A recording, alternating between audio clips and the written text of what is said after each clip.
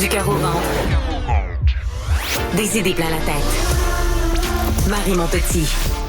Le gouvernement Legault a annoncé qu'il allongerait 5 à 7 millions de dollars pour faciliter la venue de l'équipe des Kings de Los Angeles en octobre 2024, le temps de match préparatoire. Ça fait beaucoup réagir et ça fait notamment réagir notre invité Pascal Paradis, député de Jean Talon pour le Parti québécois. Bonjour, M. Paradis.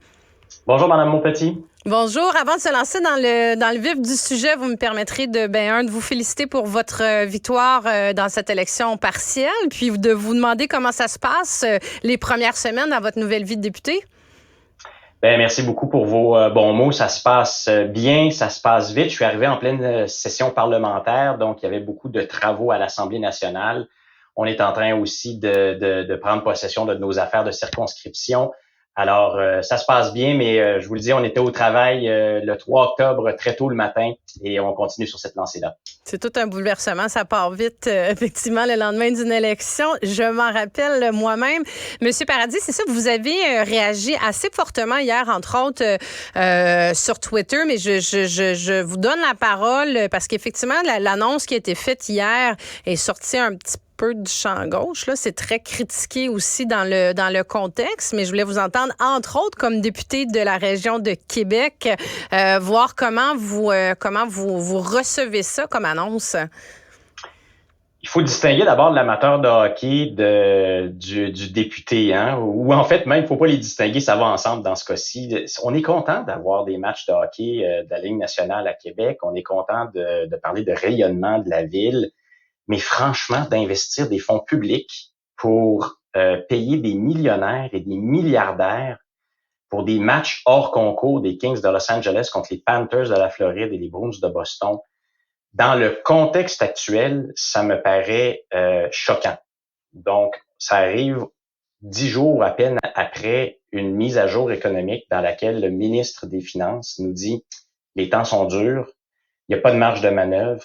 Il va falloir être très prudent, ce sont ces mots, il va falloir être très prudent avec les fonds de l'État. » Et là, moi, je pose la question à tous les gens de Québec, tous les gens du Québec, en fait, et même aux amateurs de hockey.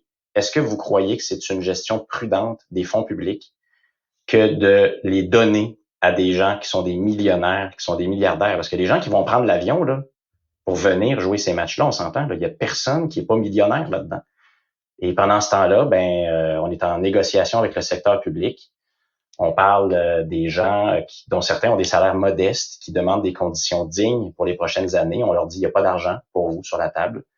Vous le savez, il y a des banques alimentaires dans ma circonscription, dans Jean Talon, ici à Québec, qui sont maintenant à réduire les portions des gens qui viennent parce qu'ils ont faim. Et c'est ça le message aujourd'hui. Ce qui est troublant, c'est que c'est une initiative en plus du ministre des Finances lui-même. C'est lui qui, en même temps, qui nous incite à la prudence puis qui nous dit qu'il n'y a plus d'argent pour l'éducation et la santé au Québec, qui vient offrir cet argent-là à des millionnaires et des milliardaires. Le même ministre qui nous disait dans sa mise à jour économique la semaine passée que les prochains mois allaient être difficiles, qu'il n'y avait pas de marge de manœuvre puis qu'il fallait se serrer la ceinture. C'est peut-être le timing que je comprends que vous questionnez. Je voulais vous entendre aussi, c'est ça, comme député de la région de Québec, parce que certains pourraient penser que cette annonce-là a des allures un peu électoralistes, un peu partisanes pour essayer de redorer un peu la cote d'amour avec les électeurs de Québec. Suite, on l'a vu, là, ça a fait mal l'abandon du troisième lien qui a finalement été ressuscité, le tramway qui est mis sous respirateur artificiel. Là, je pense que les électeurs sont... on le voit, là, les intentions de vote du gouvernement caquiste diminuent dans la région. Est-ce que votre lecture, c'est que c'est dans cette intention-là? On ne veut pas prêter d'intention au gouvernement, mais on peut faire quand même une lecture politique. Et est-ce que vous pensez vraiment que ça peut faire une différence? Est-ce que les gens de Québec vont se dire « Ah, wow, les Kings de Los Angeles qui viennent, quelle extraordinaire nouvelle? » Il faut faire attention là, parce que on n'est pas dans les souliers là, du ministre des Finances, on n'est pas à la table des ministres, mais c'est vrai qu'il y a un enchaînement de nouvelles très étranges, hein, de l'abandon du troisième lien, l'élection partielle dans Jean Talon, avec une victoire éclatante pour le Parti québécois. Là, le retour du troisième lien, l'abandon du retour du troisième lien, le retour de l'abandon du retour du troisième lien, le tramway, et là, soudainement, cette annonce-là, puis vous vous souvenez qu'il y en a eu une autre vendredi aussi, là, où on nous incitait à rêver avec la phase 4 de la promenade Samuel de Champlain. C'est sûr que la séquence est très troublante, puis elle est choquante. Puis je le redis, là, c'est dans un contexte de mise à jour économique où on nous dit qu'on n'a pas d'argent pour les services publics, pas d'argent pour les travailleurs de l'État. C'est choquant. Mais je pense que de manière générale, même sans la séquence, qu'on investisse des fonds publics dans une opération privée comme celle-là, alors qu'il y a des gens qui s'en mettent plein les poches. Les 4 équipes, là, ensemble, valent entre 3 et 4 milliards de dollars américains. Puis on parle, les 3 équipes ensemble ont fait 604 milliards de dollars américains de revenus l'année dernière. Pourquoi on investit l'argent des contribuables? Là? Pourquoi M. Tremblay puis Mme Lopez à Québec puis M. Côté devraient investir dans leur poche pour faire venir ces gens-là? Je ne le sais pas.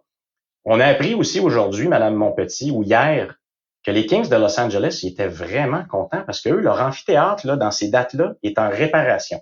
Fait que là, imaginez-vous donc, là, ils peuvent pas jouer dans leur amphithéâtre, puis ils se sont dit, ah non, je vais être obligé d'investir pour aller jouer ailleurs. Ben non, grâce aux payeurs de taxes du Québec, ils vont se faire payer pour venir jouer ici pendant que leur amphithéâtre est en réparation. Il y a quelque chose qui va pas dans cette séquence-là. Et si on fait ça pour des raisons électoralistes, moi, je fais confiance à l'intelligence des électeurs et des électrices de la région de Québec. On est des gens qui suivons la politique ici. Le Parti québécois, on a dit qu'on ferait appel à l'intelligence des gens pendant les élections, puis on nous l'a rappelé constamment que les gens aimaient ça. Si c'est ça, là, si c'est des pains et des jeux, acheter des votes avec des matchs de hockey, moi, je pense que les Québécois et les Québécoises ne mordront pas à l'hameçon. Vous le voyez d'abord, les réactions là sont épidermiques depuis hier à cette annonce-là. Ouais, c'est le moins qu'on puisse dire. Pascal Paradis, député de Jean Talon pour le Parti québécois, merci beaucoup d'avoir pris le temps aujourd'hui de venir à mon micro. C'est moi qui vous remercie.